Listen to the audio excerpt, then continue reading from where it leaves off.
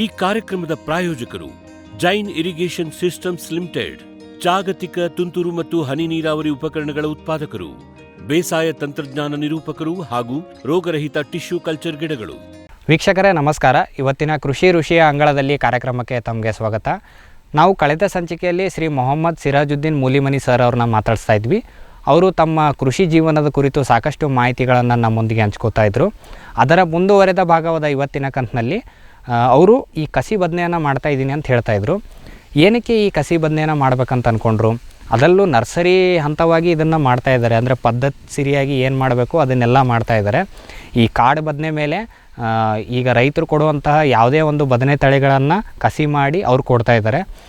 ಅದೆಲ್ಲ ಹಂತ ಹಂತವಾಗಿ ಹೇಗೆ ಮಾಡ್ತಾರೆ ಇವರು, ಹಂತ ಹಂತವಾಗಿ ಕಸಿ ಮಾಡೋದಾಗಲಿ, ಯಾವ ರೀತಿ ಕಟ್ ಮಾಡ್ತಾರೆ, ಅದನ್ನು ಯಾವ ರೀತಿ ಅಲ್ಲಿ ಜಾಯಿಂಟ್ ಮಾಡ್ತಾರೆ, ಜಾಯಿಂಟ್ ಮಾಡಿದಾದಮೇಲೆ ಅದನ್ನು ಹಾರ್ಡ್ನಿಂಗ್ ಯಾವ ರೀತಿ ಮಾಡ್ತಾರೆ, ಎಷ್ಟು ದಿನ ಆದಮೇಲೆ ರೈತರಿಗೆ ಅದನ್ನು ಕೊಡ್ತಾರೆ ಅನ್ನುವ ಎಲ್ಲ ಮಾಹಿತಿಗಳನ್ನು ಅವರಿಂದ ಕೇಳಿ ತಿಳಿದುಕೊಂಡು ಬರೋಣ ಬನ್ನಿ. ಮದರ್ ಬ್ಲಾಕ್ ಸರ್, ಯಾವುದೇ ಒಂದು ನರ್ಸರಿ ಮಾಡಬೇಕಾದ್ರೆ ಅದರದ್ದು ಒಂದು ಬ್ಲಾಕ್ ಮೇಂಟೈನ್ ಮಾಡ್ತಾರೆ. ನೀವು ಆ ರೀತಿ ಮಾಡಿದ್ದೀರಾ? ಹಿಂಗೆ ಅಂದರೆ ತಾಯಿ ಸಸಿ ಗಿಡ ಮಾಡೋಕ್ಕೆ ಒಂದು ಅಂದರೆ ಒಂದು ಜಾಗ ಇಟ್ಟು ಅದನ್ನು ನಾವು ಸಪ್ರೇಟಾಗಿ ಈಗ ನಾವು ಕಾಡು ಬದನೆ ಸಸಿಗಳನ್ನು ಬೀಜಕ್ಕಾಗಿ ಹಾಕ್ಕೊಂಡಿದ್ದೀವಿ ಸರ್. ಅಂದರೆ ತಾಯಿ ಗಿಡವಾಗಿ ಅಲ್ಲಿ ಬೆಳೆಸ್ಕೊಂಡಿದ್ದೀವಿ. ಅದರಲ್ಲಿ ಬರ್ತಕ್ಕಂಥ ಬೀಜಗಳನ್ನು ನಾವು ಅದನ್ನು ತೊಗೊಂಡು ಮತ್ತೆ ಅದನ್ನು ಬಿತ್ತನೆ ಮಾಡ್ಕೊತೀವಿ ಸಸಿ ಮಡಿಗಳಲ್ಲಿ. ಅದನ್ನು ಮಾಡಿಕೊಂಡು ಆಮೇಲೆ ಅದನ್ನು ಪಾಕೆಟ್ಗಳಿಗೆ ಒಂದೊಂದೇ ಸಸಿಗಳನ್ನು ಟ್ರಾನ್ಸ್ಫರ್ ಮಾಡ್ತೀವಿ ಸರ್. ಓಕೆ, ಅಂದರೆ ಅದು ಹೆಂಗೆ ಸರ್ ಪ್ರೊಸೀಜರ್ ಹೇಳಿ ಸರ್? ಹೆಂಗಂತಂದರೆ ಈಗ ಈ ಕಾಡು ಬದನೆಯ ಬೀಜಕ್ಕೆ ಜರ್ಮಿನೇಷನ್ ಪವರ್ ಭಾಳ ಕಡಿಮೆ, ಅದಕ್ಕೆ ಹುಟ್ಟೋದು ಬಹಳ ಕಡಿಮೆ ಸರ್ ಅದು. ಓಕೆ, ಈಗ ಉದಾಹರಣೆಗೆ ಒಂದು 100 ಬೀಜಗಳನ್ನು ನಾವೇನಾದರೂ ಭೂಮಿಗೆ ಹಾಕಿದ್ದೀವಿ ಅಂದರೆ ಅದರಲ್ಲಿ 10ರಿಂದ 20 ಬೀಜನ ಆಡ್ತದೆ ರೀ. ಅಂದರೆ 80% ಜರ್ಮಿನೇಷನ್ ಕಡಿಮೆ ಇರ್ತದೆ. ಅದು ಒಂದೊಂದು ಸಂದರ್ಭದಲ್ಲಿ 90% ಜರ್ಮಿನೇಷನ್ ಬರ್ತದೆ. ಅದ್ರ ನನಗೆ ಇನ್ನೂವರೆಗೂ ಯಾವ ಸಂದರ್ಭದಲ್ಲಿ ಯಾಕೆ ಬರ್ತದೆ ಏನೋ ಅನ್ನೋದು ಇನ್ನೂ ಅರ್ಥ ಆಗಿಲ್ಲ. ಬಟ್ ನಮ್ಮ ಹತ್ರ ಬೀಜ ಇರೋದ್ರಿಂದ ಸಾಕಷ್ಟು ಪ್ರಮಾಣದಲ್ಲಿ ಹಾಕ್ಕೊಂಡು ವೇಸ್ಟ್ ಆದರೂ ಪರವಾಗಿಲ್ಲ, ನಮಗೆ ಬೇಕಾದಷ್ಟು ಸಸಿಗಳನ್ನು ನಾವು ತೊಗೋತಿದ್ದೀವಿ. ಸರ್, ಈಗ ಆ ಒಂದು ತಾಯಿ ಮರದಿಂದ ಯಾವಾಗ ನೀವು ಕಟಾವು ಮಾಡ್ತೀರಿ ಸರ್? ಅದು ಏನಾಗ್ತದೆ ಅಂದರೆ ಈ ತಾಯಿ ಮರದಿಂದ ನಾವು ಹಣ್ಣಾಗೋವರೆಗೂ ಅಲ್ಲೇ ಬಿಡ್ತೀವಿ ಸರ್. ಕಾಯಿ ಅದು ಫಸ್ಟ್ ಕಡಿಮೆ ನಾಟಿ ಮಾಡಿದ 6 ತಿಂಗಳಿಗೆ ಅದು ಕಾಯಿ ಬಿಡ್ಲಿಕ್ಕೆ ಶುರು ಆಗ್ತದೆ ರೀ. ಅದು ಸತತವಾಗಿ ಕಾಯಿ ಹಂಗೆ ಕಂಟಿನ್ಯೂ ಆಗಿ ಬರ್ತಾ ಇರ್ತದೆ. ನಾವು ಅಲ್ಲಿ ಹಣ್ಣಾಗೋವರೆಗೂ ಕಾಯಿನ ಅಲ್ಲೇ ಬಿಡ್ತೀವಿ ಸರ್. ಹಣ್ಣಾದ ತಕ್ಷಣನೇ ಇನ್ನು ಒಣಗ್ಲಿಕ್ಕೆ ಶುರು ಆಗ್ತದೆ, ಹಳದಿ ಕಲರಿಗೆ ಬರ್ತದೆ ರೀ. ಆ ಸಂದರ್ಭದಲ್ಲಿ ಅವೆಲ್ಲ ಕಾಯಿ ಕಿತ್ಕೊಂಡ್ಬಿಡ್ತೀವಿ ಸರ್. ಕಿತ್ಕೊಂಡು ನಾವೇನು ಮಾಡ್ತೀವಿ, ತಕ್ಷಣವೇ 1-2-3 ದಿನದೊಳಗನೆ ಅದನ್ನು ಕ್ಲೀನ್ ಮಾಡಿಕೊಂಡು ಅದು ಹೆಂಗೆ ಬೀಜ ತೆಗಿತೀರಿ ಸರ್? ಹಣ್ಣಾದಂಥವನ್ನು ತೊಗೊಂಡು ಕಿವುಚಿ ಬಿಡ್ತೀವಿ ಸರ್. ಕಿವುಚಿದಾಗ ಎಲ್ಲ ಬೀಜ ಒಂದು ಕಡೆ, ಅದರದ್ದು ಮೇಲಿರ್ತಕ್ಕಂಥ ಹೊಲಸೆಲ್ಲ ಹೊರಗಡೆ ಬರ್ತದೆ. ಅದು ಸ್ವಚ್ಛದಾಗಿ ತೊಳ್ಕೊಂಡು ನೆರಳಿಗೆ ಸ್ವಲ್ಪ ಹೊತ್ತು ಆರಿಸ್ಕೊತೀವಿ. ಉದ್ದೇಶ ಏನಂದರೆ ಅದು ಆರಿಸ್ಕೊಳ್ಳೋದು ಕೈಗೆ ಉದುರಾಗಿ ಬರಬೇಕು ಬೀಜ ಅನ್ನೋದು. ಇಲ್ಲಾಂದರೆ ಮುದ್ದೆ ಆಗಿಬಿಡ್ತದೆ. ಒಂದೇ ಕಡೆ ಮುದ್ದೆ ಆಗಿಬಿದ್ರೆ ಭಾಳಷ್ಟು ಬೀಜ ಲಾಸ್ ಆಗ್ತಿರ್ತದೆ ರೀ. ಹೀಗಾಗಿ ನಾವು ಸ್ವಲ್ಪ ಆರಿಸ್ಕೊಂಡು ತಕ್ಷಣ ನಾಟಿ ಮಾಡ್ಬೇಕು ಸರ್ ಅದನ್ನು. ನಾವು ಅಕಸ್ಮಾತ್ ಏನಾದರೂ ಇದು 1 ತಿಂಗಳ 2 ತಿಂಗಳ ಬಿಟ್ಟು ನಾಟಿ ಮಾಡೋಣ, ಬೀಜ ಸ್ಟಾಕ್ ಮಾಡಿ ಇಟ್ಕೊಳ್ಳೋಣ ಅಂತಂದರೆ ಇದರಲ್ಲಿ ಕೆಲಸ ಆಗೋಲ್ಲ. ಏನಾಗ್ತದೆ ಅಂದರೆ ಜರ್ಮಿನೇಷನ್ ಫುಲ್ ಕಳ್ಕೊಂಡ್ಬಿಡ್ತದೆ ಸರ್. ಹೀಗಾಗಿ ಫ್ರೆಶ್ ಬೀಜಗಳು ಬೇಕು. ಬೀಜಗಳನ್ನು ನಾವು ಪ್ರೋಟ್ರೇದಲ್ಲಿ ಹಾಕ್ಕೋಬೇಕು. ಹಾಕ್ಕೊಂಡ್ಮೇಲೆ ಅದು ಅದಕ್ಕೇನು ಬೀಜೋಪಚಾರ ಮಾಡಿದ್ರು ನಡೀತದೆ ಸರ್. ನಾವೆಲ್ಲ ಟೈಕೋಡರ್ಮಾ ಅಂತವೆಲ್ಲ ಯೂಸ್ ಮಾಡ್ತಿರ್ತೀವಿ ಒಂದೊಂದು ಸಂದರ್ಭದಲ್ಲಿ. ಇಲ್ಲ ಅಂದರೆ ನಾವು ಸಾವಯವ ಪದ್ಧತಿಯಲ್ಲಿ ನಾವು ಜಾಸ್ತಿ ಮಾಡ್ತಾ ಇರೋದ್ರಿಂದ ಬೀಜಾಮೃತ ಅಂತ ಮಾಡ್ಕೊತೀವಿ ಸರ್. ನಾವೇನು ಮಾಡ್ತೀವಿ, ಜೀವಾಮೃತದ ಸ್ವಲ್ಪ ಮಾಡ್ಕೊಂಡಿರ್ತೀವಿ, ಸ್ವಲ್ಪ ಮನೆಯಲ್ಲಿ ಸುಣ್ಣ ಇಟ್ಟಿರ್ತೀವಿ. ನಾವು ಅದನ್ನು ಬೀಜ ಉಪಚಾರ ಮಾಡುವಾಗ ಸ್ವಲ್ಪ ಸುಣ್ಣ ಹಾಕ್ಕೊಂಡು ಅದನ್ನು ಬೀಜಕ್ಕೆ ಲೇಪನ ಮಾಡಿಕೊಂಡು ಆಮೇಲೆ ನಾಟಿ ಮಾಡ್ತೀವಿ ಸರ್. ಅಲ್ಲಿ ಕೆಲವು ರೋಗಗಳನ್ನು ತಡಿತಕ್ಕಂಥ ಶಕ್ತಿ ಆ ಬೀಜಕ್ಕೆ ಬರ್ತದೆ ರೀ. ಈಗ ನಾವೇನು ಮಾಡ್ತೀವಿ ಸರ್, ಮೊದಲು ಕೋಕೋಪಿಟ್ ಎಲ್ಲ ತೊಗೊಂಡು ಅದರಲ್ಲಿ ಸ್ವಲ್ಪ ಎರೆಹುಳು ಜಲ ಅಂಥವೆಲ್ಲ ನ್ಯೂಟ್ರಿಯೆಂಟ್ಗಳನ್ನು ಹಾಕ್ಕೋತೀವಿ ನಾವು. ಬಯೋ ಫರ್ಟಿಲೈಸರ್ ನಮ್ಮೆಲ್ಲ ಜೀವಾಮೃತ ಅವೆಲ್ಲ ಹಾಕ್ಕೊಂಡು ಅದನ್ನು ಹಸಿ ಮಾಡ್ಕೊತೀವಿ. ಕೋಕೋಪಿಟ್ನ ಹಸಿ ಮಾಡಿಕೊಂಡು ಎಲ್ಲ ಪ್ಲೇಟ್ಗಳಿಗೆ ಅದನ್ನು ತುಂಬ್ಕೊಂಡು ಒಂದೊಂದು ಹೋಲ್ನೊಳಗೆ ಒಂದು 10-20 ಬೀಜಗಳನ್ನು ಹಾಕ್ತಾ ಹೋಗ್ತೀವಿ.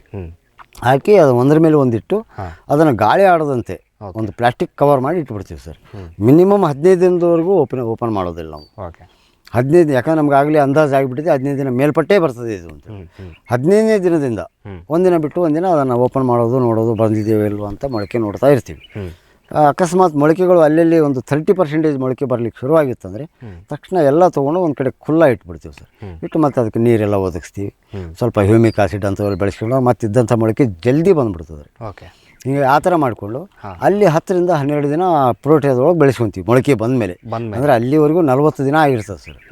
ಆ 40 ದಿನದ ಸಸಿಗಳನ್ನು ನಾವು ಬೇರೆ ಕಡೆ ಒಳ್ಳೆ ಮಣ್ಣನ್ನು ಒಂದು ಪಾಲಿಥೀನ್ ಕ್ಯಾರಿ ಬ್ಯಾಗ್ನೊಳಗೆ ತುಂಬಿಟ್ಟಿರ್ತೀವಿ, ಪಾಕೆಟ್ಗಳು ಮಾಡ್ಕೊಂಡಿರ್ತೀವಿ. ಅವಕ್ಕೆ ಅಲ್ಲಿ ಟ್ರಾನ್ಸ್ಫರ್ ಒಂದೊಂದೇ ಸಸಿಗಳನ್ನು ಕಿತ್ತಿ ಸಾಯಂಕಾಲ 3 ಗಂಟೆಯಿಂದ ಅದನ್ನು ನಾಟಿ ಮಾಡ್ತೀವಿ. ಅಂದರೆ ಅಷ್ಟೊತ್ತಿಗಾಗಲೇ ಎಳೆ ಬಿಸಿಲು ಸ್ವಲ್ಪ ಕಡಿಮೆ ಆಗಿರ್ತದೆ.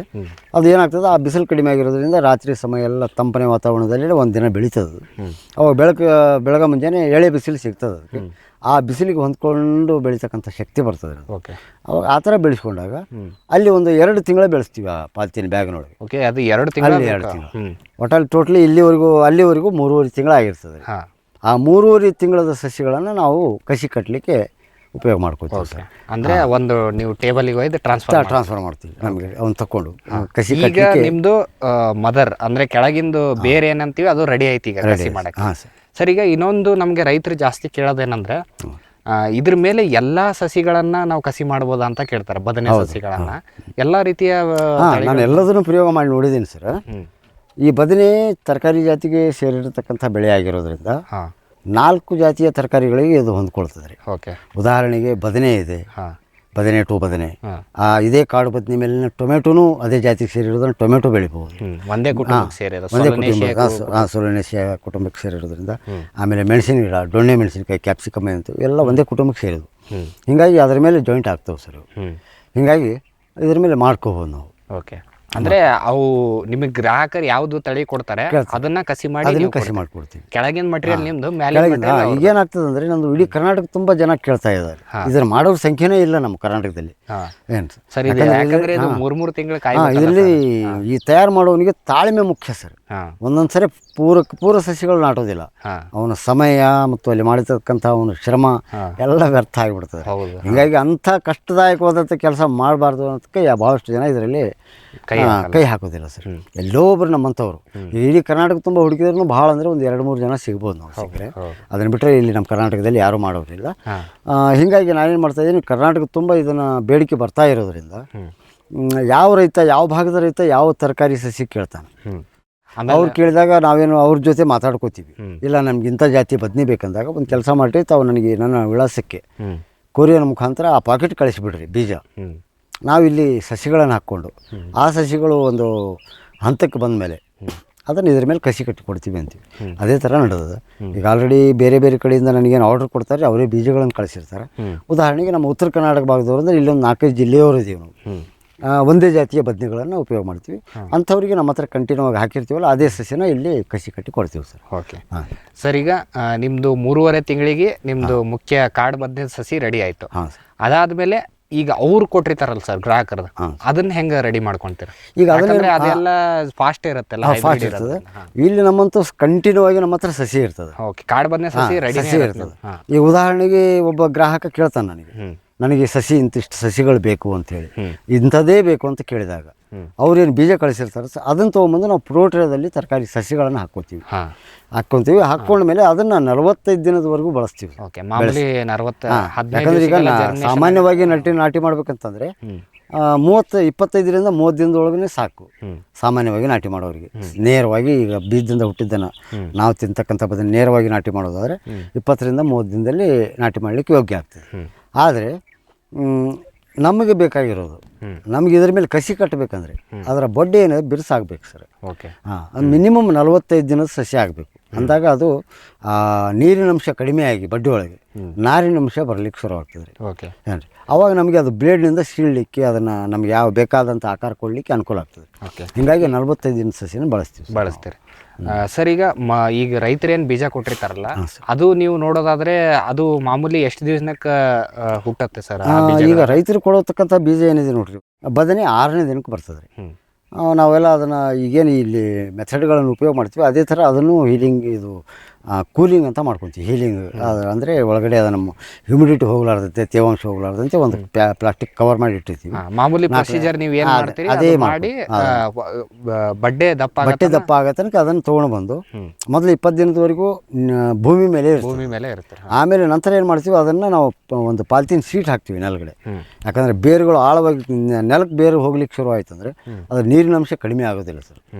ಪಾಲ್ತಿನ್ ಕವರ್ ಮೇಲೆ ಇಟ್ಟಾಗ ಏನಾಗ್ತದೆ ಅದಕ್ಕೆ ಸರಿಯಾದ ಹೊರಗಡೆ ಹೋಗಲಿಕ್ಕೆ ನ್ಯೂಟ್ರೆಂಟ್ ತೊಗೊಳ್ಳಿಕ್ಕೆ ಜಾಗ ಸಿಗಲಾರದ ಕಾರಣಕ್ಕೆ ಅಲ್ಲೇ ಅದು ತನ್ನ ರೂಟ್ಸ್ಗಳನ್ನು ಸುತ್ತ ಹಾಕ್ಕೊಂಡು ಇದ್ದದ ಆಹಾರದೊಳಗನೆ ಬೆಳಲಿಕ್ಕೆ ಶುರು ಆಗ್ತದೆ. ಅವಾಗ ಏನಾಗ್ಬಿಡ್ತದೆ, ನೀರಿನ ಕಡಿಮೆ ಆಗ್ತದೆ, ಅದಕ್ಕೆ ಆಹಾರ ಕಡಿಮೆ ಆದಾಗ ತನ್ನ ಬೊಡ್ಡೆ ಏನಿದೆ ಸರ್ ಬಿರ್ಸಾಗ್ಲಿಕ್ಕೆ ಶುರು ಮಾಡ್ತದೆ. ಓಕೆ. ಆ ಬಿರ್ಸಾದಾಗ 45 ದಿನಕ್ಕೆ ಯಾವುದೇ ಕಾರಣಕ್ಕೂ ಅದು ಆಗೇ ಬಿಡ್ತಿರ್ತದೆ ಬಿರ್ಸು.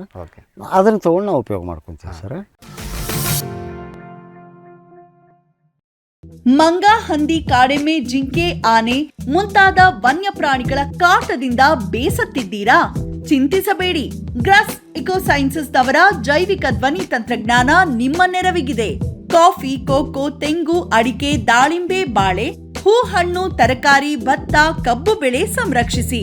ಅಂತಾರಾಷ್ಟ್ರೀಯ ತಂತ್ರಜ್ಞಾನ, ಕೈಗೆಟುಕುವ ಬೆಲೆ, ಏರ್ಪೋರ್ಟ್ ಅಳವಡಿಸಿದ ತಂತ್ರಜ್ಞಾನ. ಈಗ ನಿಮ್ಮ ತೋಟ ರಕ್ಷಣೆಗೆ ಗ್ರಾಸ್ ಎಕೋ ಸೈನ್ಸಸ್.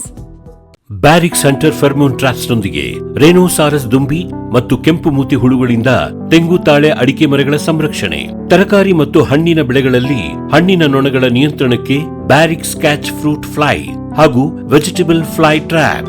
ರಸ ಹೀರುವ ಕೀಟಗಳನ್ನು ಹಿಡಿಯಲು ಬಣ್ಣದ ಕ್ರೋಮ್ಯಾಟಿಕ್ ಸ್ಟಿಕ್ಕಿ ಟ್ರ್ಯಾಪ್ಸ್. ಪೇಟೆಂಟ್ ಹೊಂದಿದ ತಂತ್ರಜ್ಞಾನ, ದೀರ್ಘಕಾಲದವರೆಗೂ ಬಾಳಿಕೆ. ಕೀಟನಾಶಕಗಳಿಗೆ ಪರ್ಯಾಯ, ಪರಿಸರಕ್ಕೆ ಪೂರಕ. ಸುಸ್ಥಿರ ಸಾವಯವ ಕೃಷಿಗಾಗಿ ಬ್ಯಾರಿಕ್ಸ್. ಭೂಮಿದೀಪ ಸಾರಜನಕ, ರಂಜಕ ಒದಗಿಸುವ ಸೂಕ್ಷ್ಮಾಣುಜೀವಿ ಮಿಶ್ರಿತ ಸಮೃದ್ಧ ಸಾವಯವ ಎರೆಗೊಬ್ಬರ. ಕಾಳು ಮೆಣಸಿಗೆ ಟ್ರೈಕೋಡರ್ಮಾ ಸಂವರ್ಧಿತ ವಿಶೇಷ ಎರೆಗೊಬ್ಬರ. ಕುದುರೆ, ಹೇಸರಗತ್ತೆ, ಲದ್ದಿಯ ಅಧಿಕ ಪೌಷ್ಟಿಕಾಂಶದ ಅಶ್ವಸಾರ ಎರೆಗೊಬ್ಬರ. ಎನ್ಪಿಕೆ, ಲಘು ಮತ್ತು ಸೂಕ್ಷ್ಮ ಪೋಷಕಾಂಶಗಳು, ಸಸ್ಯ ಪ್ರಚೋದಕಗಳು ಹಾಗೂ ಹಾರ್ಮೋನುಗಳ ಆಗರ. ಭೂಮಿದೀಪ ಎರೆಗೊಬ್ಬರ.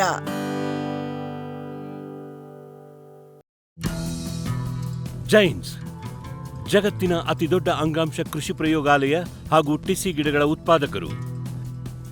ಸಮೃದ್ಧ ಇಳುವರಿಗೆ ಜೈನ್ ಜೀನೇನ್, ಯಾಲಕ್ಕಿ, ನೇಂದ್ರನ್ ಹಾಗೂ ಕೆಂಪು ಬಾಳೆ ಸಸಿಗಳು, ದಾಳಿಂಬೆ, ಭಗವತಳಿಯ ರೋಗಮುಕ್ತ ಸಸಿಗಳು, ಲಕ್ನೋ 49 ಪೇರಳೆ, ಸ್ಟ್ರಾಬೆರಿ ಇತ್ಯಾದಿ ಗಿಡಗಳು ಯೋಗ್ಯ ಬೆಲೆಯಲ್ಲಿ. ಅಂಗಾಂಶ ಕೃಷಿಯ ಜಾಗತಿಕ ಬ್ರ್ಯಾಂಡ್ ಜೈನ್. ಫ್ಯೂಚರ್ ಬಯೋಟೆಕ್ ಸಾವಯವ ಕೃಷಿಯ ವೇಗವರ್ಧಕ. ಪೋಷಕಾಂಶ ಪೂರೈಕೆಗೆ ಎನ್ಪಿಕೆ ಕಲ್ಚರ್, ವ್ಯಾಮ್, ಪಿಎಸ್ಪಿ ಮತ್ತು ಕೆಎಂಬಿ. ಜೈವಿಕ ರೋಗ ಕೀಟ ನಿಯಂತ್ರಣಕ್ಕೆ ಟ್ರೈಕೋಡರ್ಮಾ, ಸೂಡೋಮೊನಾಸ್. ಸಾವಯವ ಗೊಬ್ಬರ ಉತ್ಪಾದನೆಗೆ ಕಾಂಪೋಸ್ಟ್ ಕಲ್ಚರ್. ಹೂವು ಕಾಯಿ ಉದುರುವ ಸಮಸ್ಯೆಗೆ ಕಾಮಧೇನು ಮತ್ತು ಸತ್ವ. ಮಣ್ಣಿನ ಆರೋಗ್ಯ ವೃದ್ಧಿಗೆ ಫ್ಯೂಚರ್ ಬಯೋಟೆಕ್, ಧಾರವಾಡ.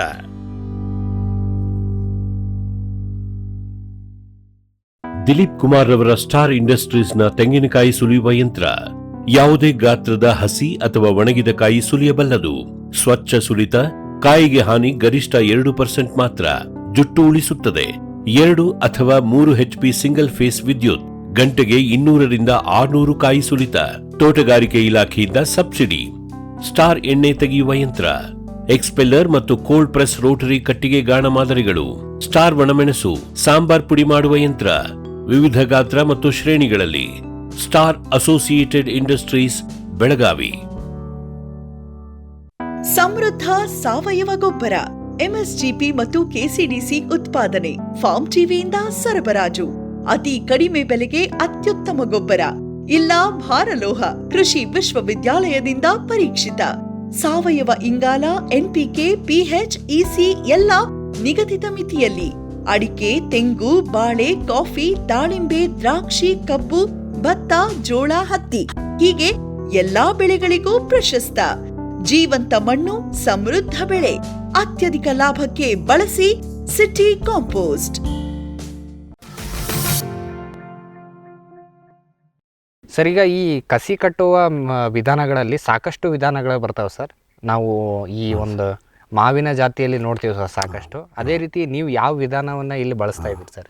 ಸರಳ ಮಾದರಿ ಅಂತಂದ್ರೆ ಟಿ ಪದ್ಧತಿ ಅಂತೀವಿ. ವಿ ಶೇಪ್ನಲ್ಲಿ ಕಟ್ ಮಾಡ್ತೀವಿ ನಾವು.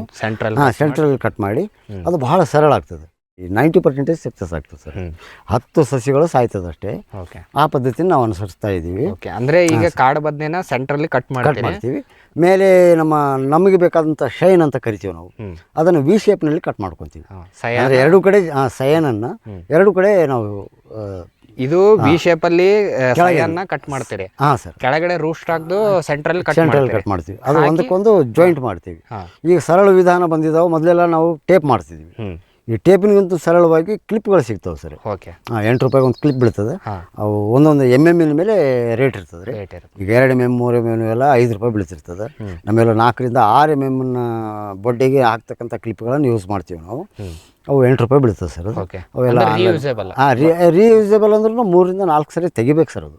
ಯಾಕಂದ್ರೆ ಏನಾಗ್ತದೆ ಅಂದರೆ ಕೆಲವು ಸಂದರ್ಭದಲ್ಲಿ ಒಂದೊಂದು ಸಸಿಗಳು ಬೇರೆ ಬೇರೆ ಇರ್ತದೆ.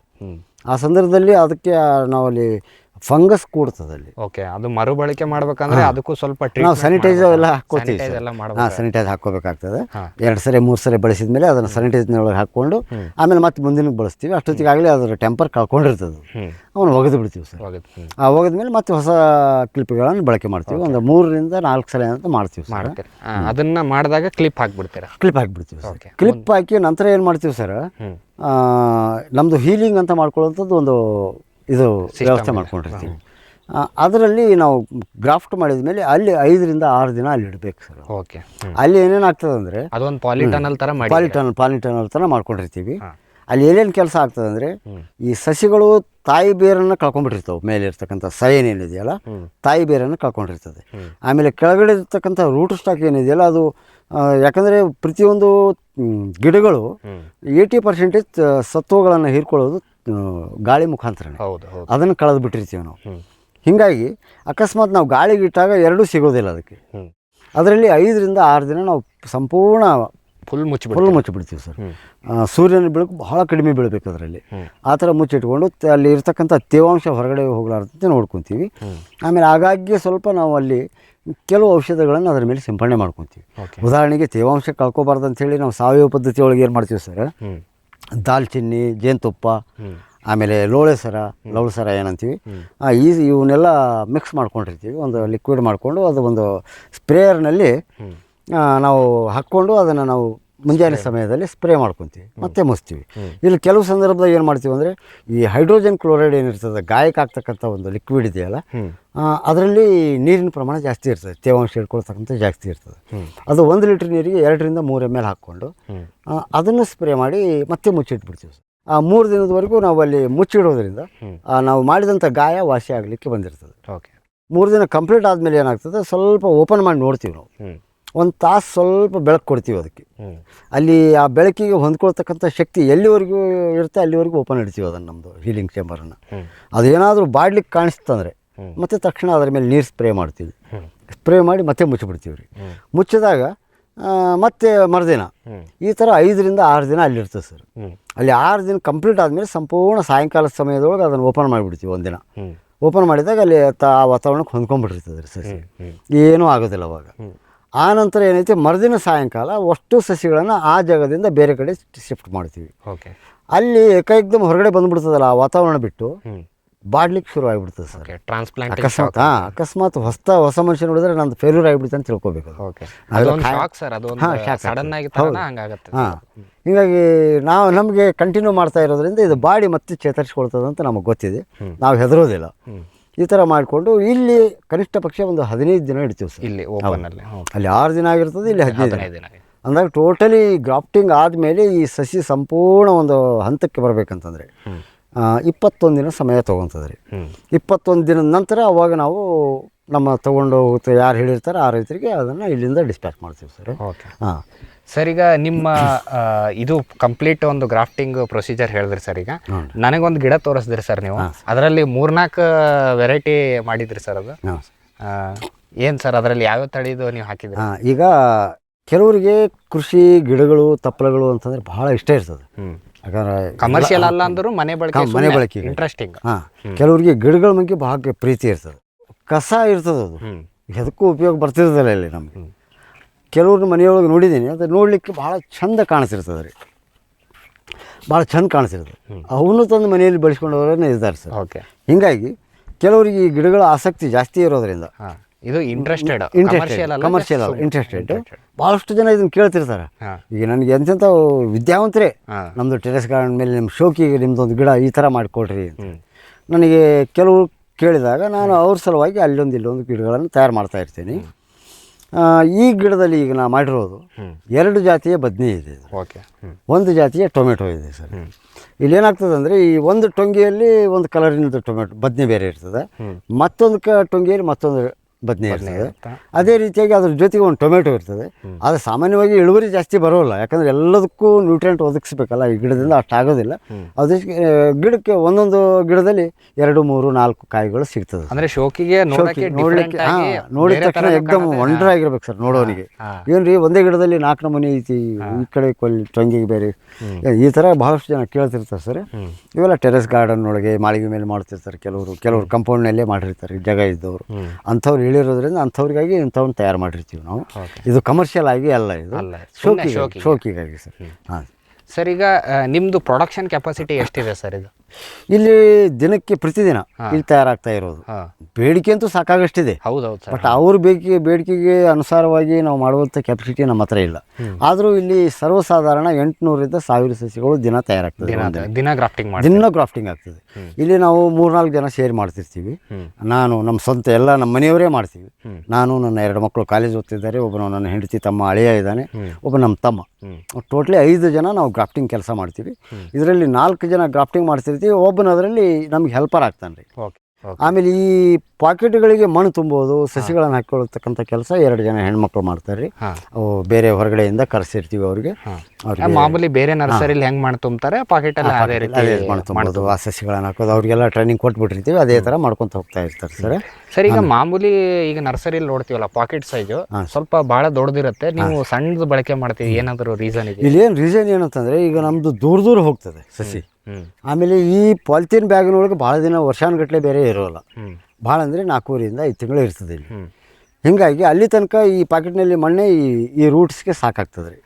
ಆಮೇಲೆ ದೂರ ಒಯ್ಯೋರಿಗೆ ಟ್ರಾನ್ಸ್ಪೋರ್ಟಿಗೆ ತೊಂದರೆ ಆಗಬಾರ್ದು ಅನ್ನೋ ಉದ್ದೇಶಕ್ಕೆ ಸ್ವಲ್ಪ ಸಣ್ಣ ಸೈಜಿನ ಪಾಕೆಟ್ಗಳನ್ನ ಮಾಡ್ತಾಯಿದ್ವಿ. ಮುಂಚೆ ಎಲ್ಲ ನಾನು 4x6 ಸೈಜಿಂದ ಅಂದರೆ ಅರ್ಧ kg 500 ಗ್ರಾಮ್ ತೂಗ್ತಕ್ಕಂಥ ಪಾಕೆಟ್ಗಳನ್ನು ನಾನು ಯೂಸ್ ಮಾಡ್ತಿದ್ದೆ. ಅದನ್ನು ತಗೊಂಡು ಹೋಗಲಿಕ್ಕೆ ಟ್ರಾನ್ಸ್ಫರ್ ಭಾಳ ದೊಡ್ಡ ಗಾಡಿಗಳನ್ನು ತರಬೇಕಾಯಿತು. ಈಗ ಉದಾಹರಣೆಗೆ 800 ಸಸಿ ಒಂದು ಎಕರೆಗೆ ಹೋಗ್ತದೆ ರೀ. ಒಂದು ಟಾಟಾ ಎಸಿ ಒಳಗೆ ಬರೀ 800 ಸಸಿ ಹೋಗ್ತಿತ್ತು. ಅಷ್ಟು ಸಣ್ಣದಾಗಿ ಮಾಡೋದ್ರಿಂದ ನಾವು 3000 ಸಸಿಗಳನ್ನು ಒಂದು ಟಾಟಾ ಎಸಿ ಅಂತ ಏನು ಬರ್ತದೆ ಇವತ್ತು, 4 ವೀಲರ್ ಸಣ್ಣ ಗಾಡಿಗಳು ಬಂದವು ಗೂಡ್ಸು, ಅಂಥದ್ರಲ್ಲಿ 4000 ಸಸಿಗಳನ್ನು ಒಯ್ಬೋದು ನಾವು. ಹಾಗಾಗಿ ಇದನ್ನು ಮತ್ತೆ ಸಣ್ಣ ಸೈಜ್ ಮಾಡ್ಕೊಂಡ್ವಿ. ಮುಂಚೆ ಎಲ್ಲ ದೊಡ್ಡ ಸೈಜ್ ಇತ್ತು ಸರ್. ಹೀಗಾಗಿ ಆ ಉದ್ದೇಶ ಇಟ್ಕೊಂಡು, ಆಮೇಲೆ ಮುಂಚೆ ಎಲ್ಲ ನಾವು ಹೈಟಾಗಿ ಮಾಡ್ತಿದ್ವಿ ಸಸಿಗಳನ್ನು, 12 ಇಂಚ್ ಮೇಲ್ಪಟ್ಟಿರ್ತಿದ್ವು. ಇದು 12 ಇಂಚ್ ಮೇಲ್ಪಟ್ಟವರಿಗೆ ಇದು ನಮ್ಮ ತರಕಾರಿ ಟ್ರೇಗಳೇನಿರ್ತದಲ್ಲ, ಅದು 10 ಇಂಚ್ ಇರ್ತದೆ ರೀ. ಇದು 12 ಇಂಚ್ ಬಂದಾಗ ಮತ್ತೆ ಅದ್ರ ಮೇಲೆ ಇನ್ನೊಂದು ಟ್ರೇ ಇಡಲಿಕ್ಕೆ ಅನುಕೂಲ ಆಗಲಿಲ್ಲ. ಹೀಗಾಗಿ ನಮಗೆ ಬೇಕಾಗಿರೋದು ಇದು ಮೇಲೆ ನಮಗೆ ಚಿಗುರು ಬರಬೇಕಷ್ಟೇ. ಆಮೇಲೆ ಮುಂದೆ ಹೋದ್ಮೇಲೆ ರೂಟ್ಸು ಗ್ರೋತ್ ಆಗೋದು ಎಲ್ಲ ಮುಂದೆ ನಡೀತದೆ ಅದು. ಹೀಗಾಗಿ ಇವನ್ನ 9 ಇಂಚಿಗೆ ಇಳಿಸಿದ್ದೀವಿ ನಾವು. ಹಾಂ ಸರ್, 9 ಇಂಚಿನ ಸಸಿಗಳನ್ನು ಅನುಭವದ ಆಧಾರದ ಮೇಲೆ. ಯಾಕಂದರೆ ಪ್ರಾರಂಭದಲ್ಲಿ ನಮಗೆ ಕಷ್ಟ ಆಯಿತು, ಒಬ್ಬೊಬ್ಬರಿಗೆ ಒಯ್ಯೋರಿಗೆ ಭಾಳ ತೊಂದರೆ ಅನಿಸೋಕಿತ್ತು. ಹೀಗಾಗಿ ಅದನ್ನು ವಿಚಾರ ಮಾಡಿ ಈ ಥರ ಮಾಡ್ಕೊಳ್ಳಿಕ್ಕೆ ಹತ್ತಿದ್ದೀವಿ. ಗಿಳಿ, ನವಿಲು, ಕಾಗೆ, ಮೈನಾ ಮುಂತಾದ ಹಕ್ಕಿಗಳ ಉಪಟಳ ಹಣ್ಣು ಕಾಳು ಧಾನ್ಯದ ಬೆಳೆಗಳಲ್ಲಿ ಮಿತಿ ಮೀರಿದೆ. ತಮಟೆ, ಪಟಾಕಿ, ಕೂಗು, ರಿಬ್ಬನ್ ಇದೀಗ ಕೆಲಸ ಮಾಡುತ್ತಿಲ್ಲ. ಹಕ್ಕಿ ಬೆದರಿಸಿ ಓಡಿಸಲು ಬಂದಿರುವ ವೈಜ್ಞಾನಿಕ ಉಪಾಯ ಗ್ರಸ್ ಇಕೋ ಸೈನ್ಸಸ್ನವರ ಜೈವಿಕ ಧ್ವನಿ ತಂತ್ರಜ್ಞಾನ. ಅತ್ಯಲ್ಪ ಖರ್ಚಿನಲ್ಲಿ ಸುಸ್ಥಿರ ಪರಿಹಾರ, ದೀರ್ಘಕಾಲ ಪರಿಣಾಮಕಾರಿ. ದಾಳಿಂಬೆ, ಸೀಬೆ, ಮಾವು, ಚಿಕ್ಕು ಇತ್ಯಾದಿಗಳನ್ನು ಪ್ರಾಣಿ ಪಕ್ಷಿಗಳಿಂದ ರಕ್ಷಿಸಿಕೊಳ್ಳಿ. Grass eco sciences. ವಿಶ್ವದಾದ್ಯಂತ ಪೇಟೆಂಟ್ ಪಡೆದ ನ್ಯಾನೋ ತಂತ್ರಜ್ಞಾನದಲ್ಲಿ ತಯಾರಾದ ನೂವಾಲ್ಗಿ ದ್ರಾವಣ. ನೂವಾಲ್ಗಿ ಉಪಯೋಗಿಸಿದ ಮೇಲೆ ತುಂಬಾ ಇಳುವರಿನೂ ಬಂದಿದೆ. ಕಾಳು ಮೆಣಸಿಗಂತೂ ಬಹಳ ಚೆನ್ನಾಗಿ ಬರುತ್ತೆ, ರೇಷ್ಮೆ ಎಲೆನೂ ಚೆನ್ನಾಗಿ ಬರ್ತದೆ, ಗಿಡಗಳು ತುಂಬಾ ಚೆನ್ನಾಗಿ ಬೆಳವಣಿಗೆ ಆಯಿತು. ಯಾವುದೇ ರಾಸಾಯನಿಕ ಅಥವಾ ವಿಶೇಷ ಗೊಬ್ಬರಗಳ ಗೊಡವೆ ಇಲ್ಲದೆ ಎಲ್ಲ ಬೆಳೆಗಳಲ್ಲಿ ಉತ್ತಮ ಗುಣಮಟ್ಟದ ಅಧಿಕ ಫಸಲನ್ನು ಪಡೆಯಿರಿ. ಯಾವಾಗಲೂ ನನ್ನ ಇರೋವರೆಗೂ ನೂವಾಲ್ಗಿ ಅಂತ ಬಿಟ್ಟು ಬಾಳಲ್ಲ ಅಂತ ಒಂದು ಭರವಸೆ ಕೊಡ್ತೀನಿ. ಜೈನ್ ಇರಿಗೇಷನ್ ಸಿಸ್ಟಮ್ಸ್ ಲಿಮಿಟೆಡ್ ಭಾರತದ ಹನಿ ನೀರಾವರಿ ತಂತ್ರಜ್ಞಾನದ ಪ್ರಥಮ ಪ್ರವರ್ತಕ, ಜಗತ್ತಿನ ಅತಿ ದೊಡ್ಡ ಸ್ಪ್ರಿಂಕ್ಲರ್ಸ್ ಉತ್ಪಾದಕ ಕಂಪನಿ. ಸಂರಕ್ಷಿತ ಕೃಷಿಯಲ್ಲಿ ಹಸಿರು ಮನೆಗಾಗಿ ಮಿಸ್ಟರ್, ಫಾಗರ್, ಫ್ಯಾನ್ ಮತ್ತು ಪ್ಯಾಡ್ ಹಾಗೂ ನೆರಳು ಮನೆ, ಸ್ವಯಂ ಚಾಲಿತ ನೀರಾವರಿ ವ್ಯವಸ್ಥೆ ಮತ್ತು ರಸಾವರಿ ತಂತ್ರಜ್ಞಾನ.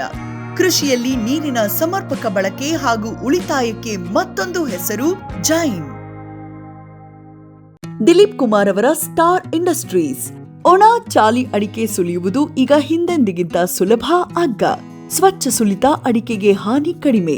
14 ವರ್ಷಗಳಿಂದ ಮಲೆನಾಡಲ್ಲಿ ಜನಪ್ರಿಯ. ಗಂಟೆಗೆ 40ರಿಂದ 350 ಕಿಲೋಗ್ರಾಂ ಸುಲಿಯುವ ಮಾದರಿಗಳು ತೋಟಗಾರಿಕೆ ಇಲಾಖೆಯಿಂದ subsidy. Star mini rice mill ಗಂಟೆಗೆ 5ರಿಂದ 10 ಕ್ವಿಂಟಾಲ್ ಮಿಲ್ಲಿಂಗ್ ಕೃಷಿ ಇಲಾಖೆಯಿಂದ ಸಬ್ಸಿಡಿ. ಸ್ಟಾರ್ ರೊಟ್ಟಿ ಮಾಡುವ ಯಂತ್ರ ಸಿಂಗಲ್ ಫೇಸ್ ಮನೆ ವಿದ್ಯುತ್ ಗಂಟೆಗೆ 120ರಿಂದ 500 ರೊಟ್ಟಿ ಸಿದ್ಧ. Star associated industries Belagavi. Green plast ISI ಪ್ರಮಾಣೀಕೃತ ಪರಿಶುದ್ಧ HDPE ಜಿಯೋ ಮೆಂಬ್ರೇನ್ ಪಾಂಡ್ ಲೈನರ್ಗಳು ಕೃಷಿ ಹೊಂಡ, ಕೆರೆ, ಕಾಲುವೆ, ಮೀನುಕೊಳ, ಸ್ಪಿರುಲಿನಾ ಹೊಂಡಗಳಿಗೆ ಬೇಕಾದ ಆಕಾರ ಮತ್ತು ವಿಸ್ತೀರ್ಣಗಳಲ್ಲಿ ಸರ್ಕಾರದ ಸಬ್ಸಿಡಿ ಯೋಜನೆಯಡಿ ಲಭ್ಯ. 100% ಪುನರ್ಬಳಕೆ, ಯುವಿ ಮತ್ತು ಒಡಕು ನಿರೋಧಕ, ಪಕ್ಕಾ ಜೋಡಣೆ, 5 ವರ್ಷಗಳ ಲಿಖಿತ ವಾರಂಟಿ. ಗ್ರೀನ್ ಪ್ಲಾಸ್ಟ್.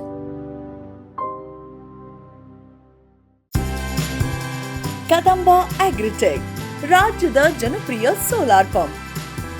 ಅತ್ಯಧಿಕ ಕಾರ್ಯಕ್ಷಮತೆಯ ಸೋಲಾರ್ ಪ್ಯಾನೆಲ್ ಮತ್ತು ಶಕ್ತಿ ಸೋಲಾರ್ ಪಂಪ್.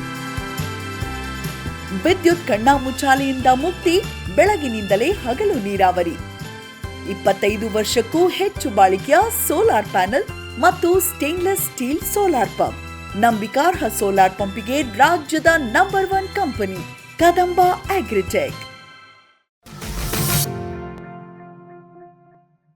ಸರ್, ಈಗ ನೀರು ಎಲ್ಲ ಹಾಕಿ ಕೊಡೋದೆಲ್ಲ ಹೆಂಗೆ ಸರ್ ಇದು? ಈಗ ಒಂದು ನೀವು ಗ್ರಾಫ್ಟ್ ಮಾಡಿ ಅಲ್ಲಿ ಇಟ್ಟಾಗಂತೂ ಹೇಳಿದ್ರೆ ನೀರೇನು ಕೊಡಲ್ಲ? ನೀರು ಕೊಡೋಲ್ಲ ಸರ್, ಹೊರಗೆ ತೊಗೊಂಬರ್ತೀರಾ? ಹೌದು. ಟ್ರಾನ್ಸ್ಪ್ಲಾಂಟಿಗೆ ಶಾಕ್ ಆಗತ್ತೆ ಇಲ್ಲಿ. ಹಾಂ ಸರ್. ಇಲ್ಲಿ ನೀರು ಕೊಡೋದು ಹೆಂಗೆ? ಇಲ್ಲಿ ನಾವು ಡೈಲಿ ನೀರು ಕೊಡಬೇಕಾಗ್ತದೆ ಸರ್. ಡೈಲಿ ಕೊಡಬೇಕು. ಸಾಯಂಕಾಲ ಅಥವಾ ಮುಂಜಾನೆ ಸಮಯದಲ್ಲಿ ಕೊಟ್ಕೊಳ್ತೀವಿ ನಾವು. ಇಲ್ಲಿ ತಂದು ಇಟ್ಟಾಗ ಇಲ್ಲಿ ಏನು ಮಾಡಿರ್ತೀವಿ, ಕ್ಲಿಪ್ಗಳನ್ನು ತೆಗೆಯೋದಿಲ್ಲ ಸರ್. ಅದು ಓಕೆ. ಯಾವಾಗ ತೆಗಿತೀವಿ ಅಂದರೆ ಇನ್ನೊಂದು 4-5 ದಿನ ಇತ್ತು ಅದು ಇಲ್ಲಿಂದ ಡಿಸ್ಪ್ಯಾಚ್ ಆಗಲಿಕ್ಕೆ ಅಂದಾಗ ಆವಾಗ ಕ್ಲಿಪ್ನ ತೆಗಿತೀವಿ. ಕಾರಣ ಏನಂದರೆ ಕ್ಲಿಪ್ ಇನ್ನೂ ಹಸಿ ಇರ್ತದೆ. ಇದು ಒಳಗಡೆ ಇರ್ತಕ್ಕಂಥ ಸೈನ್ ಏನಿರ್ತದೆ ಹಿಂಗೆ ಉಬ್ತಿರ್ತದೆ ರೀ, ತಾನದು ಹೊಂದ್ಕೊಳ್ಳಿಕ್ಕೆ. ಉಬ್ಬಿದಾಗ ನಾವು ಕಟ್ ಮಾಡಿದಂಥ ಹೊರಗಡೆ ಇರ್ತಕ್ಕಂಥ ರೂಟ್ ಸ್ಟಾಕಿಂದ ಏನು ನಾವು ವಿ ಶೇಪ್ನಲ್ಲಿ ಟಿ ಶೇಪ್ನಲ್ಲಿ ಕಟ್ ಮಾಡಿರ್ತೀವಿ, ಅದು ಅಗಲಾಗಿ ಮತ್ತೆ ಬಾಯಿ ಬಿಟ್ರಿ ಅಂತಂದರೆ ಸಕ್ಸಸ್ ಫೇಲ್ ಆಗ್ತದೆ ರೀ. ಹಿಂಗಾಗಿ ಕನಿಷ್ಠ ಪಕ್ಷ ಒಂದು 15 ದಿನ ಇದು ಕ್ಲಿಪ್ ಇರ್ತದೆ. ಹಾಂ, 3 ದಿನಕ್ಕೆ ತೆಗೆದ್ರೂ ನಡೀತದೆ.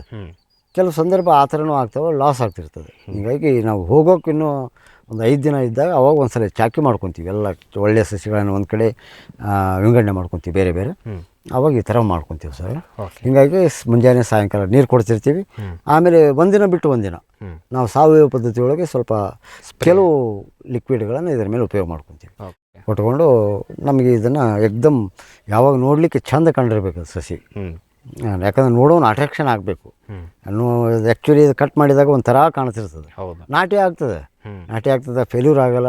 ಏನು ಇಳುವರಿ ಕೊಡಬೇಕು ಅದು ಕೊಟ್ಟೇ ಕೊಡ್ತದೆ. ಬಟ್ ನೋಡೋನಿಗೆ ಯಾಕಂದ್ರೆ ದುಡ್ಡು ಖರ್ಚು ಮಾಡಿರ್ತಾನೆ, ಅವನಿಗೆ ಅದು ಸಸಿ ಅಂತ ಕಾಣಬೇಕು. ಅದು ಬರೀ ನಾವೆಲ್ಲ ಏನು ಮಾಡಿರ್ತೀವಿ ಅಂದರೆ ಗ್ರಾಫ್ಟ್ ಮಾಡುವಾಗ ಎಲ್ಲ ತಪ್ಪಲ ತೆಗೆದು ಬಿಟ್ಟಿರ್ತೀವಿ, ಬರೀ ಚಿಗುರುಗಳನ್ನು ಬಿಟ್ಟಿರ್ತೀವಿ. ಸರ್, ಸುಮ್ಕೆ ಒಂದು ಎಲೆ ಒಂದು ಚಿಗುರು ಬಿಟ್ಟಿರ್ತೀವಿ ಅಷ್ಟೇ. ಇದ್ದಿದ್ದು ಒಂದು 6ನೇ 11ನೇ ದಿನಕ್ಕೆ ಇದು ನಾಟಿ ಮಾಡ್ಬೋದು, ಏನು ಪ್ರಾಬ್ಲಮ್ ಆಗಲ್ಲ.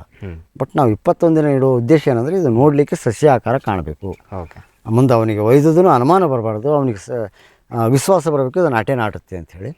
ಹೀಗಾಗಿ ಆ ಪದ್ಧತಿಯನ್ನು ನಾವು ಅನುಸರಿಸ್ತೀವಿ. ಈಗ ನಾವು ಇವರು ತುಳಜಣ್ಣನವರು ತೋಟದಲ್ಲಿ ನೋಡ್ತೀವಿ ಸರ್. ಈಗ ಅವ್ರು ಏನು ಮಾಡಿದ್ರು ಅಂದರೆ ಅವರು ಸಸಿ ಅವರು ಭಾಳ ಪ್ರೀತಿ ಮಾಡ್ತಿದ್ರು ಸರ್. ಹಂಗಾಗಿ ಏನನ್ನ ಕಟ್ ಮಾಡಕ್ ಹೋಗಿರ್ಲಿಲ್ಲ. ಅವ್ರದ್ದು ಏನಾಗ್ಬಿಟ್ಟಿತ್ತು ಅಂದ್ರೆ ಮೇಲ್ಗಡೆದು ಬಂದಿತ್ತು, ಕೆಳಗಡೆ ಕಾಡು ಬಂದಿದ್ದು ಕೂಡ ಗಿಡ ಕೆಳಗಡೆ. ಇಲ್ಲಿ ಇಂಪಾರ್ಟೆಂಟ್ ಏನಂತಂದ್ರೆ ಈ ಕಾಡು ಬದನೆಗೆ ಕೆಲವು ದಿನಗಳವರೆಗೆ ತನ್ನ ಮತ್ತೆ ಅದಲ್ಲಿ, ಯಾಕಂದ್ರೆ ಅಲ್ಲಿ ಕಣ್ಣುಗಳಿರ್ತಾವ್ರಿ ಚಿಗುರು ಬರ್ತಕ್ಕಂಥವು, ಅಲ್ಲಿ ಸಾಮಾನ್ಯವಾಗಿ ಅದು ಬರ್ತದೆ. ಹೀಗಾಗಿ ಆ ಬರೋದನ್ನು ನಾವು ತಪ್ಪಿಸ್ಬೇಕು. ಅಕಸ್ಮಾತ್ ಬಂತಂದ್ರೂ ತೆಗಿಬೇಕು. ಕಾರಣ ಏನಂದರೆ ಇಲ್ಲಿಂದ ಬರ್ತಕ್ಕಂಥ ನ್ಯೂಟ್ರಿಯೆಂಟ್ ಎಲ್ಲ ತನ್ನ ಮಗುವಿಗೆ ಕೊಡುತ್ತದೆ. ಹೌದು. ಹೀಗಾಗಿ ಎಲ್ಲ ನ್ಯೂಟ್ರಿಯೆಂಟ್ ಅಲ್ಲಿ ಹೋದಾಗ ಮೇಲಿರ್ತಕ್ಕಂಥದಕ್ಕೆ ನ್ಯೂಟ್ರಿಯೆಂಟ್ ಸಿಗೋದಿಲ್ಲ ಸರ್. ಯಾಕಂದರೆ ಜೀವಕ್ಕೆ ಒಂದು ಶಕ್ತಿ ಬೇಕಲ್ಲ, ಆ ಶಕ್ತಿಗಳಲ್ಲಿ ಒದಗಲಿಲ್ಲ ಅಂದರೆ ಅದು ತನ್ನಿಂದ ತಾನೇ ಅದು ವೀಕ್ ಆಗಿ ಒಣಗಲಿಕ್ಕೆ ಶುರು ಆಗ್ತದೆ.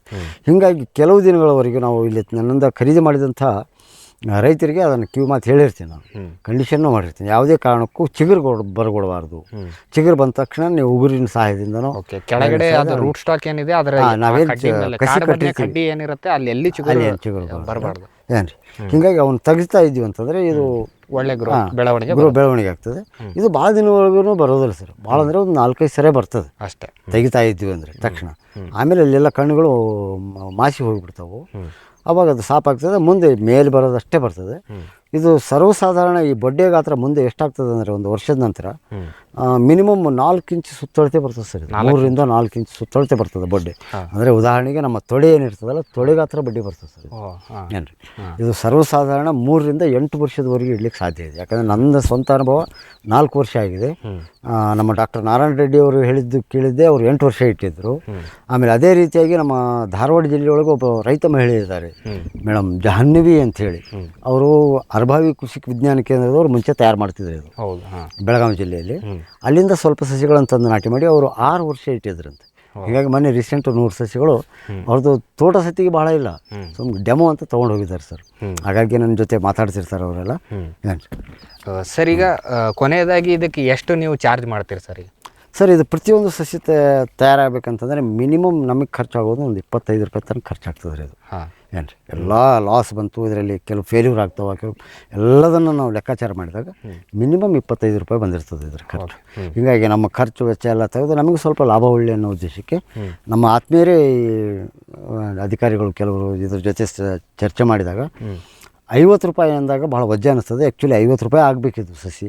ನಾವೆಲ್ಲ ಮುಂಚೆ ಧಾರವಾಡದಲ್ಲಿ ಪ್ರಾರಂಭ ಮಾಡಿದಾಗ 50 ರೂಪಾಯಿ ಒಂದು ಮಾರಾಟ ಮಾಡ್ತಿದ್ರಿ. ಅದು 50 ಆಗಬೇಕು. ಆದರೆ ನೋಡಲಿಕ್ಕೆ ಹೊಸ ರೈತನಿಗೆ ಏನಾಗ್ತದೆ, 50 ಅಂದರೆ ಸ್ವಲ್ಪ ಅದಕ್ಕೆ ವ್ಯಾಲ್ಯೂ ಕಾಣಿಸ್ತದೆ, ದುಡ್ಡು ಜಾಸ್ತಿ ಅನಿಸ್ತದೆ. ಅದನ್ನೇ ನೀವು 20 ರೂಪಾಯಿ ಕಡಿಮೆ ಮಾಡಿ 30 ರೂಪಾಯಿ ಮಾಡಿರಿ, ವಜ್ಜೆ ಅನಿಸೋದಿಲ್ಲ.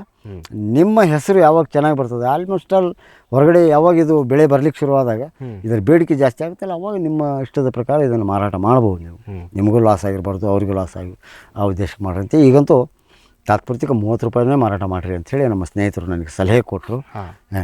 ಹಾಗಾಗಿ 30 ರೂಪಾಯಿನೇ ಮಾಡ್ತಾ ಇದ್ದೀನಿ. ಈಗ ಸರ್, ಅವ್ರು ಬೀಜ ಕೊಟ್ಟು ಮಾಡುವಂದ್ರೆ 30 ರೂಪಾಯಿನೇ ಆಗುತ್ತೆ. 30 ರೂಪಾಯಿ ಆಗ್ತದೆ. ನಾವು ಕೆಲವು ಸರಿ ಏನು ಮಾಡ್ತೀವಿ, ನೀವೇ ಎಲ್ಲ ಮಾಡಿಕೊಡಿ ಅಂತ ಹೇಳಿ ಅದು 30 ರೂಪಾಯಿನೇ ಸೇಮ್. 30 ರೂಪಾಯಿನೇ. ಈಗ ಏನಾಗ್ತದೆ ಅಂದರೆ ಅವರು ನಮ್ಮ ಅಡ್ಜಸ್ಟ್ಮೆಂಟು. ಕೆಲವು ಉದಾರಿಗಳು ಇರ್ತಾರೆ ರೈತರು, ಕೆಲವ್ರು ಏನಿದ್ದಾರೆ ಸ್ವಲ್ಪ ಲೆಕ್ಕಾಚಾರ ಮಾಡುವಂಥವ್ರು ಇರ್ತಾರೆ.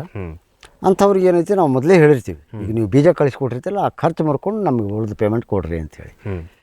ಇನ್ನು ಕೆಲವು ರೈತರು 200 ರೂಪಾಯಿ ನಾನು ಕೆಲವು ಸಂದರ್ಭದಲ್ಲಿ ಕೇಳಿದಾಗ ಬರೀ ನಾನು ಫೋನ್ಪೇ ಮಾಡಿದ ಮೇಲೂ ಕಳಿಸಿಲ್ಲ, ಕೇಳಿದವನಿಗೆ ಅಡ್ವಾನ್ಸನ್ನು ಕಳಿಸೀನಿ. ಕೆಲವು ಕೈ ಕೊಟ್ಟವರು ಇದ್ದಾರೆ ಸರ್, ಫೋನು ಸ್ವಿಚ್ ಆಫ್, 2 ಜನ ಇದ್ದಾರೆ, ಅವರು ಇದ್ದಾರೆ. ಅದರಲ್ಲಿ ನಾವು ಅಡ್ಜಸ್ಟ್ ಆಗಿ ಹೋಗಬೇಕು. ನನಗೆ ಇವತ್ತಿನ ದಿನ ತಾವೆಲ್ಲ ಬಂದಿದ್ದಕ್ಕೆ ಭಾಳ ಖುಷಿ ಆಗ್ತದೆ.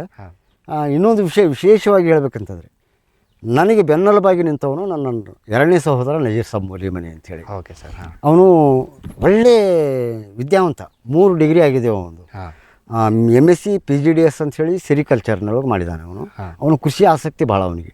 ಆಮೇಲೆ 2ನೇದಾಗಿ BSc B.Ed ಆಗಿದೆ, ಆಮೇಲೆ LLB ಆಗಿದೆ. ಆದರೂ ಕೃಷಿ ಇಂಟ್ರೆಸ್ಟ್ ಇರೋದ್ರಿಂದ ನನಗೆ ಭಾಳಷ್ಟು ಸಹಕಾರ ಕೊಡ್ತಾನೆ. ನಾವೆಲ್ಲ ಬೇರೆ ಬೇರೆ ಇರ್ತೀವಿ, ಆದರೆ ಯಾವುದೇ ಆಸ್ತಿ ಬೇರೆ ಮಾಡ್ಕೊಂಡಿಲ್ಲ. ಬಟ್ ನನಗೆ ಬೆನ್ನೆಲುಬಾಗಿ ನಿಂತವನು ನಮ್ಮ ತಮ್ಮ ಸರ್. ಇವತ್ತು ಅವನಿಗೆ ಭಾಳ ಖುಷಿಯಿಂದ ಹೇಳಬೇಕು. ಯಾಕಂದರೆ ಇದನ್ನು ತಯಾರು ಮಾಡುವಾಗ, ಇದಕ್ಕೆಲ್ಲ ಪ್ರಯತ್ನ ಮಾಡುವಾಗ ಭಾಳಷ್ಟು ಕಷ್ಟಗಳು ಬಂದವು, ಆರ್ಥಿಕ ಪರಿಸ್ಥಿತಿಯಿಂದ ತೊಂದರೆ ಆಯಿತು. ಸಾಕಾಗುವಷ್ಟು ಸಹಕಾರ ಮಾಡಿದವನು. ಕೊನೆಯದಾಗಿ ಸರ್, ಯಾವುದೇ ಒಬ್ಬ ಹೊಸ ರೈತ ನಾನು ಮಾಡ್ತೀನಿ ಈ ರೀತಿ ಅಂತಂದಾಗ ಇದರಲ್ಲಿ ತಿಂಗಳಿಗೆ ಎಷ್ಟು ಆದಾಯ ಮಾಡ್ಬೋದು ಸರ್? ಯಾಕಂದರೆ ರೈತ ಅಂದ ತಕ್ಷಣ ಸ್ವಲ್ಪ ನಾನು ಏನು ಮಾಡ್ಬೋದು ಅನ್ನೋದು ಒಂದು ಕ್ಯೂರಿಯಾಸಿಟಿ ಇರುತ್ತೆ. ನೀವು ಇಲ್ಲಿ ಎಷ್ಟು ಮಾಡ್ತಾ ಇದ್ದೀರಿ ಸರ್ ತಿಂಗಳಿಗೆ? ಈಗ ನನಗೆ ನಾನು ಇಲ್ಲಿ ಹೇಳಬೇಕಂತಂದರೆ, ಕರ್ನಾಟಕದ ತುಂಬ ಪರಿಚಯ ಆಗಿರೋದ್ರಿಂದ, ಇದು ಬರೀ ಕರ್ನಾಟಕ ಅಷ್ಟೇ ಅಲ್ಲ, ನಾನು ಇನ್ನೂ 2 ಸ್ಟೇಟ್ಗಳಿಗೂ ಪರಿಚಯ ಆಗಿದ್ದೀನಿ. ಕೇರಳ ಮತ್ತು ಆಂಧ್ರಕ್ಕೂ ಸಹ ಪರಿಚಯ ಆಗಿದೆ ನಾನು. ಯಾಕಂದರೆ ಇದು ಮಾಡೋರ ಸಂಖ್ಯೆ ಕಡಿಮೆ ಇರೋದ್ರಿಂದ ಕೆಲವರು ಯೂಟ್ಯೂಬ್ಗಳನ್ನು ನೋಡ್ತಿರ್ತಾರೆ. ಅಲ್ಲಿ ನೋಡಿದವ್ರು ಏನಿದೆಯಲ್ಲ, ಕನ್ನಡ ಅವ್ರಿಗೆ ಬರ್ತಿರೋಲ್ಲ, ಇಂಥವೆಲ್ಲ ನಾನು ತೋರಿಸಿರ್ತೀನಲ್ಲ, ಅವ್ರು ನನ್ನ ದಾಡಿ ನೋಡ್ತಾರೆ. ಇವನಿಗೆ ಹಿಂದಿ ಬರ್ಬೋದು, ಮುಸ್ಲಿಮ್ಸ್ ಇರ್ಬೇಕು, ಇವನು ಹಿಂದಿ ಬರ್ತದೆ, ಹಿಂದಿ ಒಳಗೆ ಫ್ರೀಯಾಗಿ ಈಸಿಯಾಗಿ ಮಾತಾಡ್ಬೋದು, ಹಿಂದಿ ಒಳಗೆ ಫೋನ್ ಮಾಡ್ತಾರೆ. ಮೊನ್ನೆ 1-2 ಜನ ಕೇರಳದಿಂದ ಫೋನ್ ಮಾಡಿದರು, ಒಬ್ಬರು ಆಂಧ್ರ ಕಡಪದಿಂದ ಫೋನ್ ಮಾಡಿದರು. ಕೆಲವು ಸಸಿಗಳನ್ನು ಅವರು ಬರೋರು ಇದ್ದಾರೆ, ಅವ್ರದ್ದೇ ಆದಂಥ ಬೀಜ. ಹೀಗಾಗಿ ಇದಕ್ಕೆ ಈ ಬಿಸ್ನೆಸ್ಸಿಗೆ ಕೈ ಹಾಕೋದಾದರೆ ನೆಟ್ವರ್ಕ್ ಚೆನ್ನಾಗಿರಬೇಕು, ಕರ್ನಾಟಕ ತುಂಬ ಅವನು ಪರಿಚಯ ಇರಬೇಕು. ಅಂಥವನಿಗೆ ಭಾಳ ಈಸಿ ಇದೆ, ಒಳ್ಳೆ ಸಂಪಾದನೆ ಮಾಡ್ಕೊಳ್ಳಿಕ್ಕೆ ಸಾಧ್ಯ. ನನಗೆ ಪ್ರತಿ ತಿಂಗಳ ನಾನು ಎಲ್ಲ ಖರ್ಚು ವೆಚ್ಚ ತೆಗೆದು ಒಂದು 40,000 ಸಾವಿರ ಮಿನಿಮಮ್ ಉಳಿಸ್ಕೊತೀನಿ. ಸಣ್ಣ ಜಾಗ. ಇನ್ನು ಇದು 10 ಗುಂಟೆ ಇಲ್ಲ, ಇದು 2 ಗುಂಟೆ ನಂದು ಹೀಲಿಂಗ್ ಚೇಂಬರ್. ಇದು ಎಲ್ಲ ಇಲ್ಲಿ ಏನಿದೆಯಲ್ಲ, ಓನ್ಲಿ ಗ್ರಾಫ್ಟ್ ಆಗ್ತಕ್ಕಂಥದ್ದು ಮತ್ತು ಗ್ರಾಫ್ಟಿಂಗ್ ಆದಂಥ ಸಸಿಗಳನ್ನು ಇಡ್ಲಿಕ್ಕೆ ಮಾಡಿರ್ತಕ್ಕಂಥದ್ದು. ಇನ್ನು ಔಟ್ ಫೀಲ್ಡ್ನೊಳಗೆ ನಾವೆಲ್ಲ ಕಾಡು ಬದನೆ ಸಸಿಗಳನ್ನು ಹೊರಗಡೆ ಹಾಕ್ಕೊಂಡಿದ್ದೀವಿ. ಓವರಾಲ್ 10 ಗುಂಟೆ, ಓವರಾಲ್ ಒಂದು 10 ಗುಂಟೆ ಆಗುತ್ತೆ. 10 ಗುಂಟೆಯಲ್ಲಿ ಒಳ್ಳೆ ಸಂಭಾವನೆ ತಗೋತಾ ಇದ್ದೀನಿ.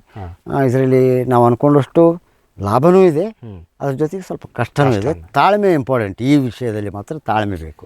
ಯಾಕಂದರೆ ಕೆಲವು ಸಂದರ್ಭದಲ್ಲಿ ನಾವು ಮಾಡಿದಂಥ ಸಸಿಗಳು 100ಕ್ಕೆ 90 ಫೇಲ್ಯೂರ್ ಆಗಿಬಿಟ್ರೆ ಸ್ವಲ್ಪ ಮನುಷ್ಯನಿಗೆ ಬೇಜಾರಾಗ್ತದೆ. ಬೇಜಾರಾಯ್ತು. ಈಗ ಒಂದು ಉದಾಹರಣೆ ಹೇಳ್ಬೇಕಂತಂದ್ರೆ ಮೊನ್ನೆ ರೀಸೆಂಟು 30,000 ಬ್ಯಾಗ್ಗಳನ್ನು ತುಂಬಿಸಿಟ್ಟಿದ್ದೀನಿ ನಾನು. ಸರ್ವಸಾಧಾರಣ 30,000 ಪಾಕೆಟ್ಗಳಿಗೆ 4 ಸಲ ಸೋಯಿಂಗ್ ಮಾಡಿದ್ದೀನಿ ಸಸಿಗಳನ್ನು. 4 ಸಲ ಸೋಯಿಂಗ್ ಮಾಡಿದಾಗ ನನಗೆ 1,50,000 ಸಸಿಗಳು ಆಗಬೇಕಾಗಿತ್ತು, ಸಿಗಬೇಕು. ಅಷ್ಟು ಸಸಿಗಳನ್ನು ಅಲ್ಲಿ ಹಾಕಿದಾಗ ನನಗೆ 6ರಿಂದ ನಿಮಗೆ ಬೇಕಾದ್ರೆ ಈಗ ಶೂಟಿಂಗ್ ತೋರಿಸ್ತೀನಿ, ನಮಗೆ 6ರಿಂದ 7,000 ಸಸಿಗಳು ಸಿಕ್ಕಿದ್ದಾವೆ. ಅಲ್ಲಿ ಎಷ್ಟು ಖರ್ಚು, ಎಷ್ಟು 4 ತಿಂಗಳ ಶ್ರಮ ವ್ಯರ್ಥ, 4 ಸಲ ಅದರ ಮೇಲೆ ಹಾಕಿದ್ದು, ಮತ್ತೆ ಅದನ್ನು ಕ್ಯಾನ್ಸಲ್ ಮಾಡಿ ಮತ್ತೆ ಹೊಸ ಸಸಿಗಳನ್ನು ಮಾಡೋದು, ಆ ಬೀಜ ಲಾಸು, ಈ ಥರ ಇದೆಲ್ಲ ತಡ್ಕೊಳ್ತಕ್ಕಂಥ ಶಕ್ತಿ ಇರಬೇಕು.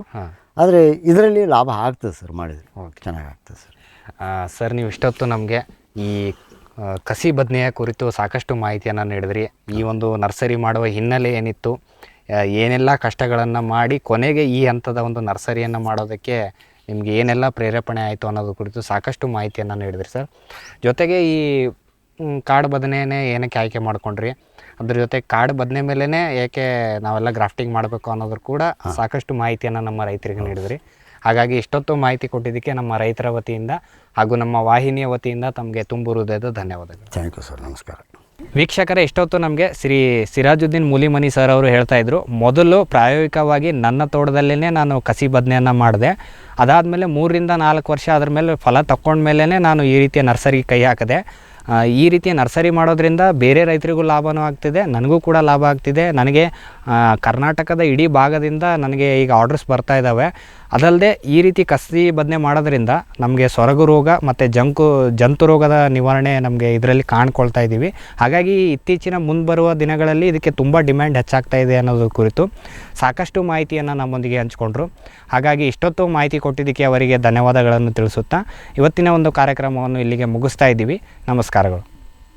ಈ ಕಾರ್ಯಕ್ರಮದ ಪ್ರಾಯೋಜಕರು ಜೈನ್ ಇರಿಗೇಷನ್ ಸಿಸ್ಟಮ್ಸ್ ಲಿಮಿಟೆಡ್, ಜಾಗತಿಕ ತುಂತುರು ಮತ್ತು ಹನಿ ನೀರಾವರಿ ಉಪಕರಣಗಳ ಉತ್ಪಾದಕರು, ಬೇಸಾಯ ತಂತ್ರಜ್ಞಾನ ನಿರೂಪಕರು ಹಾಗೂ ರೋಗರಹಿತ ಟಿಶ್ಯೂ ಕಲ್ಚರ್ ಗಿಡಗಳು.